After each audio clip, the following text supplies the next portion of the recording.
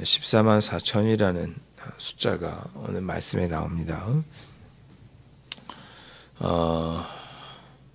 요한계시록 4장부터 18장까지는 예수님께서 재림하시기 전에 있을 대환란에 대한 예언의 말씀입니다. 4장부터 18장까지, 그러니까 2장과 3장에 일곱 교회에 대한 예언이 나오고, 이어서 4장부터는 18장까지 예수님께서 재림하시기 전에 이 땅에 있을 일곱 대환란에 대해서 쭉 말씀을 하시고, 그 대환란에 대해서 말씀을 하시는 중에 중간중간에 이렇게 조금 특별한 말씀들이 삽입이 되어 있는데, 오늘 본문이 이제 그런 말씀입니다. 요한계시록 4장부터 18장까지는 세 가지, 한번 일곱 인, 일곱 두루마기 이렇게 해서 일곱 대접 이렇게 해서 세 가지, 그러나 한 번 할 때마다 일곱 가지, 그러니까 3대 일곱 가지 무거운 재앙, 이거를 이제 3대 7중 재앙 이렇게 그렇게 표현을 하는데, 그것에 관한 말씀이 나오고, 그 중간에 이제 14장이 또 다른 말씀들이 이렇게 중간중간에 끼어 있습니다. 14장 바로 앞에 보면 12장 13장에 보면 적그리스도에 대한 말씀이 나옵니다. 12장에 보면 붉은 용이 나오고요. 붉은 용, 사탄이죠. 교회를 상징하는 또 교회가 낳은 아이를 낳은 여인. 그러니까 교회는 오늘 말씀에서 나오는데 여인은 교회를 의미하고, 그러니까 여인이 교회를 의미한다는 것은 주님의 신부, 주님의 신부는 교회를 의미합니다. 그리고 교회가 낳은 아이는 누구냐? 예수 그리스도를 의미합니다. 보고 교회가 우리가 예수 그리스도를 증거하잖아요. 그래서 교회를 상징하는 여인과 또 낳은 아이는 뭐냐? 바로 예수 그리스도를 의미하고, 여자가 아이를 낳았더니 하나님께서 이제 보호하시고, 또 미가엘과 그의 사자들이 붉은 용과 싸워서 무찌르는 이야기가 이제 12장에 나옵니다. 네. 그리고 나서 그 전투에서 이제 미가엘과 그 사자들이 이제 붉은 용을 무찌르죠. 그러니까 교회가 핍박 가운데도 승리하는 것을 예고하시는 말씀이 12장에 나옵니다. 그래서 그 붉은 용이 땅으로 쫓겨가요. 땅으로 쫓아와서 땅에 있는 그 여인, 교회를 핍박하기 시작합니다. 천상에서 붉은 용이 미가엘 천사와 싸워서 패배하고는 이 땅으로 내려와서는 이 땅에 있는 교회, 그 여인을 괴롭히기 시작합니다. 그래서 그 여인을 하나님이 도와주시죠. 하나님의 독수리의 날개 같은 것이 교회를 돕고, 그래서 사탄의 유혹, 권세, 핍박으로부터 교회를 지킨다라고 하는 예고의 말씀이 10장에 나옵니다. 13장으로 넘어가면 그 붉은 용, 그 사탄의 하수인이라고 하수인이에요.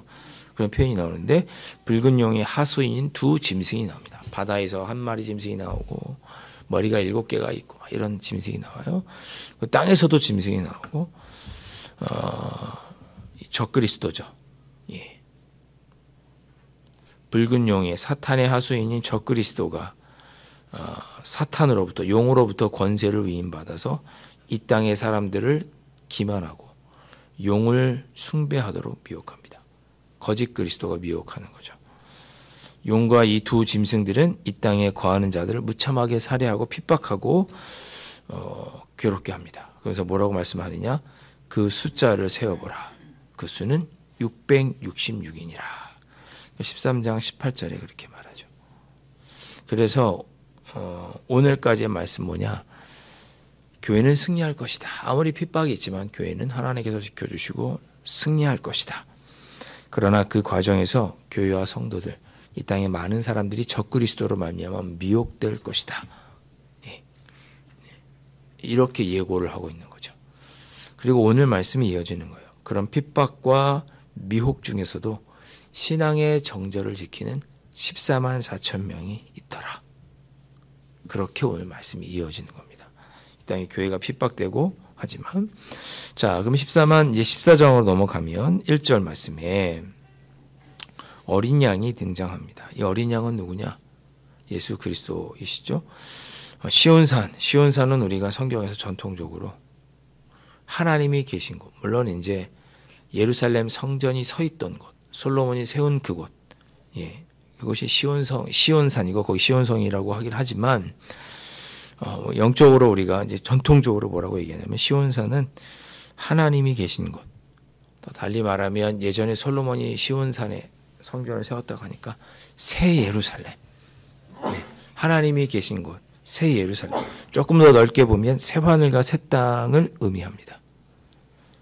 또 내가 보니 1절에 어린 양이 새 하늘과 새 땅, 하나님이 계신 곳에 섰고, 그런 의미가 되는 거죠. 그와 함께 14만 4천이 서 있는데 이렇게 되어 있습니다. 이 14만 4천은 딱 14만 4천 명을 의미하는 것이 아닙니다. 이 14만 4천은 모든 지파와 12지파, 모든 그 주의 뭐랄까요, 제자들, 12명의 제자잖아요. 그래서 12 곱하기 12. 그죠? 성전에 가면 모든 것을 상징하는 의미로 12진주문이 있죠. 그래서 12는 모든 것을 의미하는데 12 곱하기 12 곱하기, 예, 가장 많은 숫자, 당시에 가장 큰 숫자를 의미하는 1000을 곱하면 14만 4천이 됩니다. 그래서 이 14만 4천은 딱 14만 4천 명이 아니라 14만 4천은 모든 수, 제한이 없는 가장 큰 수. 우리로 치면 뭐 나한테 뭐 1조만 있으면 좋겠다 할 때 그 1조는 뭐 딱 1조가 아니라 큰 돈, 많은 돈이 있으면 좋겠다, 이런 어떤 상징적인 의미가 있는 것처럼 14만 4천은 모든 제한이 없는 가장 큰 수를 의미합니다. 그래서 보니까 예수님께 이미 서 계시는 그 하나님이 계신 그곳에 계신 어린 양을 보니 그 곁에 무수한, 예, 무수한 사람들이 서 있는데, 그런 뜻입니다. 이해되셨죠? 모든 이 땅의 교회와 모든 그리스도인들을 상징하는 숫자가 14만 4천입니다. 딱 14만 4천 명이 아니에요, 여러분. 예. 모든 교회와, 예, 그리고 모든 성도들을 상징하는 숫자가 14만 4천입니다. 그런데 그들이 서 있는데 그냥 모든 교회와 성도들이 서 있는 게 아니고 조건이 있습니다. 뭐라고 되어 있어요? 1절에 보면 그들이 이마에는 어린 양의 이름과 그 아버지의 이름을 쓴 것이 있더라 그랬습니다. 죄인들을 구원하신 예수 그리스도의 이름과 천지 만물을 창조하신 전능하신 하나님 아버지의 이름이 있는 자. 그러니까 예수 그리스도를 믿고 예수 그리스도를 보내주시기까지 우리를 사랑하시는 전능하신 하나님을 믿는 자들이 14만 4천이라는 뜻이죠. 예. 그들이 예수 그리스도와 함께 새하늘과 새 땅에서 하나님 보좌 앞에 서 있는 것을 지금 요한 사도가 환상으로 보는 거예요. 예. 언젠가 저와 여러분도 거기 같이 서겠죠? 예. 나는 14만 4천 100명쯤 돼가지고 빠지면 어떡하지? 이런 걱정하실 필요 없으세요, 여러분. 네. 2절 말씀, 많은 물소리 납니다. 내가 하늘에서 나는 소리를 들으니 많은 물소리와도 같고 큰 우레소리와도 같은데 내가 들은 소리는 검은 고 타는 자들이 그 검은 고를 타는 소리 같더라. 이 천상의 소리죠. 하늘의 소리, 웅장하고 거룩하고 장엄하고 경이로운 소리. 어떤 소리냐? 3절 말씀 보니까 그들이 보좌 앞에 네 생물과 장로들 앞에서 새 노래를 부르니 그랬습니다. 그러니까 이 놀라운 물소리 같고 막 우렁차고 막 웅장한 이 소리는 찬양하는 소리예요. 찬송하는 소리. 예. 검고를 타는 것처럼 많은 물소리처럼 우리가 이해할 수는 없겠지만 정말 웅장하고 아름다운 소리, 거룩한 소리가 들리는데 찬양 소리인 거죠. 예. 3절 계속 보시면 그들이 누구예요? 예, 14만 4천이죠. 보좌 앞에 있는 네 생물과 장로들 앞에서, 하나님 보좌 앞에서 또 네 생물과 장로들 앞에서 새 노래를, 찬양을 부르니 땅에서 속량함을 받은 이 14만 4천 밖에는 능히 이 노래를 배울 자가 없더라 그랬습니다. 그러니까 이 땅에서 핍박과 고난 가운데서도 신앙을 지켰던 그리스도인들, 예수 그리스도 이름 하나님을 온전히 믿고 따랐던 그 14만 4천 이 땅의 참된 교회와 그리스도인들이 저 하늘에서 함께 하나님을 찬양하는 그 모습을 지금 묘사하고 있는 겁니다. 그러니까 이런 걸 보면 정말 천국에서는 목사도 필요 없고 정말 전도사도 필요 없고 그냥 천국에는 그냥 찬양하는 일만 필요한 거야. 주님 오셨는데 뭐 전도할 일이 있겠어요? 아픔도 없고 슬픔도 없는 곳인데 굳이 할 일이 있겠어요? 뭐가 있겠어요? 하나님을 찬양하는 일만 있는 거죠. 한번 상상해 보세요. 이 땅의 천상에서 모든 그리스도인들이 모든 교회가 함께 모여서 하나님을 찬양하는 거예요. 할렐루야 찬양하겠죠. 얼마나 웅장하고 아름답게 하나님을 부르는 찬양이 울려 퍼지겠어요. 지금 그것을 지금 사도 요한이 보고 지금 예언하고 있는 것이죠. 천국은 그런 곳입니다.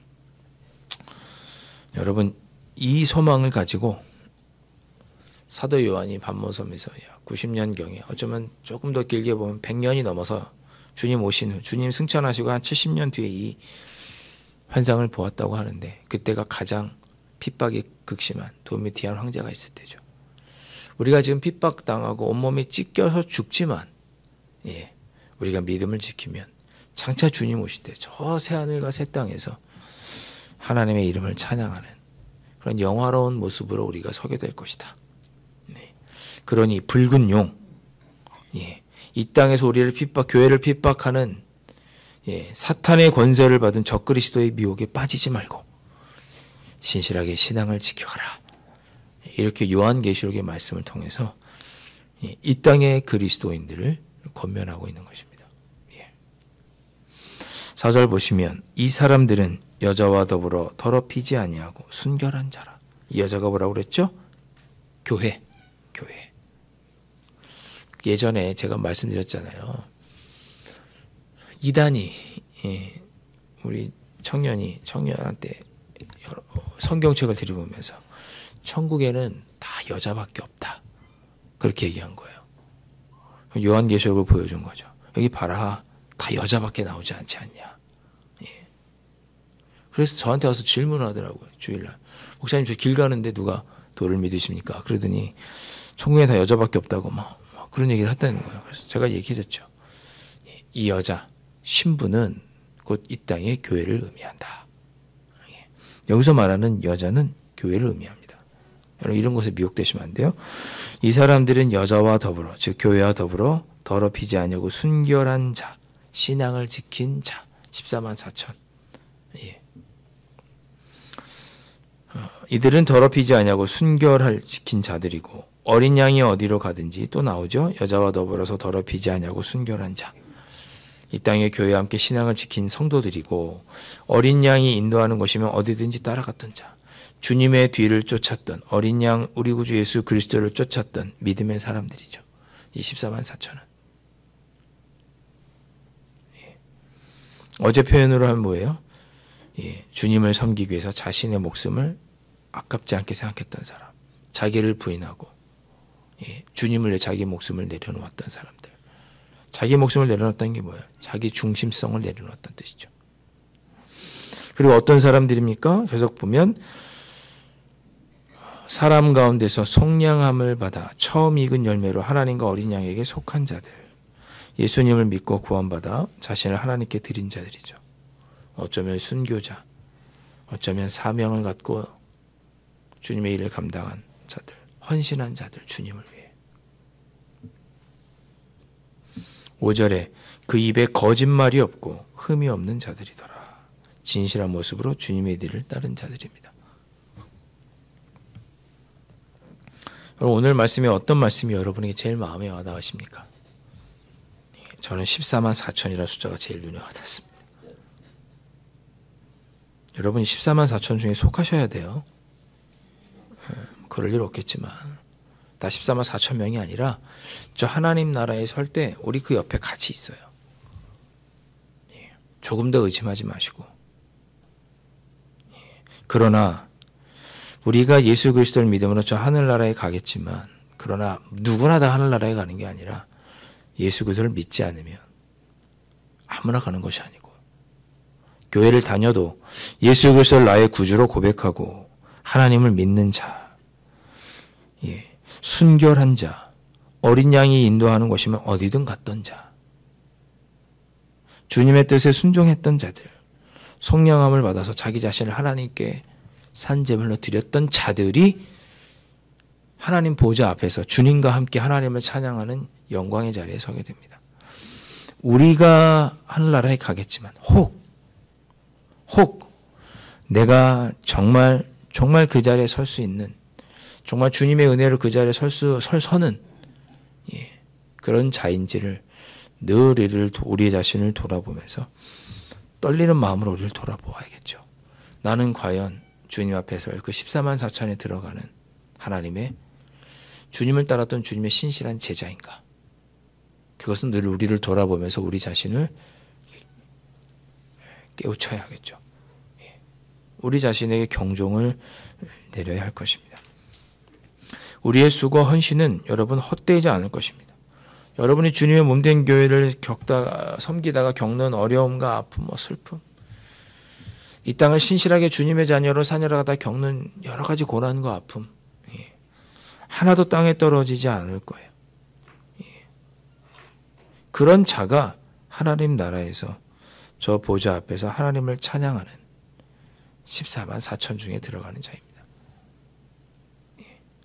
여러분이 지셔야 할 십자가를 마땅히 지시고, 힘들고 어렵지만 마땅히 지시고, 우리가 기도할 것은 주님 감당할 힘과 능력과 지혜를 더하여 주시옵소서 라고 기도하시고, 저 하늘에서 이 믿음을 붙잡고 내가 언젠가 주님 저 하늘 아래 내가 설 것이다 라고 하는 믿음을 붙잡고 신앙의 정절을 지키며 오늘도 믿음의 삶을 살아가실 수 있는, 정결하고 순결한 삶을 살아가실 수 있는 여러분들 되실 수 있기를 주님의 이름으로 축원합니다. 기도하겠습니다. 주님, 저희들 저 하늘나라를 소망합니다. 우리도 언젠가 주님 앞에 서서 잘하였도다 착하고 충성된 종아, 네가 나를 위하여 참으로 많이 울고 많이 수고하고 많이 자존심 상하고 많이 눈물 흘리고 고생했구나. 우리 주님께서 우리의 눈물을 닦아주시고 우리가 주님 앞에서 그것을 기쁨으로 받고 찬양할 날이 우리에게 있을 것입니다. 그것을 우리가 믿음의 눈으로 바라보면서 이 땅을 신실한 그리스도인으로 살아갈 수 있도록 성령 하나님 늘 우리를 깨우쳐 주시고 주님의 제자답게 살아갈 수 있도록 힘과 능력과 지혜를 더하여 주시옵소서. 주님, 정말 붉은 용과 같은 두 짐승과 같은 교회를 핍박하고 그리스도인들을 핍박하는 악한 사탄 마귀들도 결국은 예수 그리스도 이름으로 우리 아버지의 능력, 우리 아버지의 권세 아래 결국은 굴복하는 한낱 피조물에 불과하오니 아버지 이 땅을 살아가는 동안에 악한 권세, 악한 사탄 마귀들을 두려워 떨지 않게 도와주시고 하나님과 더불어 반드시 승리할 것을 믿고 담대히 주님의 뜻대로 살아갈 수 있는 우리 모두가 될 수 있도록 성령 하나님 우리의 마음을 지켜 주시옵소서. 귀하신 예수 그리스도 이름으로 간절히 기도하옵나이다. 아멘. 하늘에 계신 우리 아버지, 아버지의 이름을 거룩하게 하시며 아버지의 나라가 오게 하시며 아버지의 뜻이 하늘에서와 같이 땅에서도 이루어지게 하소서. 오늘 우리에게 일용할 양식을 주시고 우리가 우리에게 잘못한 사람을 용서하여 준 것 같이 우리 죄를 용서하여 주시고 우리를 시험에 빠지지 않게 하시고 악에서 구하소서. 나라와 권능과 영광이 영원히 아버지의 것입니다. 아멘.